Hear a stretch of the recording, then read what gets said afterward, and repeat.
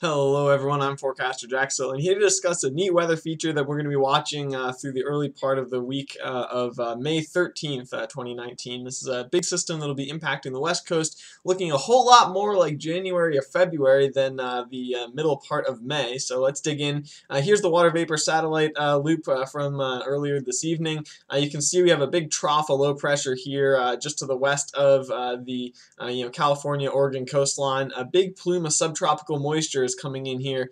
We can see that all the way from Hawaii's down here, so it's coming all the way from Hawaii, moving up towards the west coast. So what in terms of impacts can we expect in the next few days? Heading on over to our weathermodels.com, there's a comparator tool. Again, I have a separate video on how to use the comparator tool if you're interested. Starting with the upper level map, you can see that we have this big trough, and it's a sort of portion of it's going to dig out and separate from the main trough. It's going to move off to the south and west, and that's going to focus the heavy precipitation for parts of California. The precipitable water tool shows us sort of how much moisture is in the air, and you can see again that here's Hawaii all the way down here at the bottom left. And you can see this plume of moisture coming straight from Hawaii all the way snaking up into the California coast. So it'll have plenty of moisture to work with, and it will, of course, produce plenty of precipitation as well. This is the total precipitation forecast through Friday evening, and you can see lots of rain and mountain snow coming, especially in portions of the Sierra Nevada, as well as the coastal mountain ranges here near San Francisco.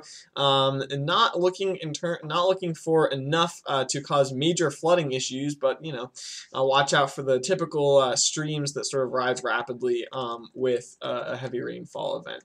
This is just a sort of a closer look at the low pressure system here, and then the precipitation type again for 6-hour intervals here. And you can see that the rain begins on Wednesday afternoon, becomes heaviest on Thursday morning, and then by the time we get to Friday afternoon, the system is mostly off to the east. Snowfall will be a major aspect of the system. Again, it's really confined just to the Sierra Nevada. We're getting late enough in the season that you really need to go up to 7,000, 8,000, 9,000 feet to get the snow. But if you do head all the way up that way, you'll be looking for 1 to 3 feet of accumulation likely in the higher passes. So keeping the snowpack fresh for the upcoming dry season, again, really important part of California's water supply. So good news all around with this system heading into California.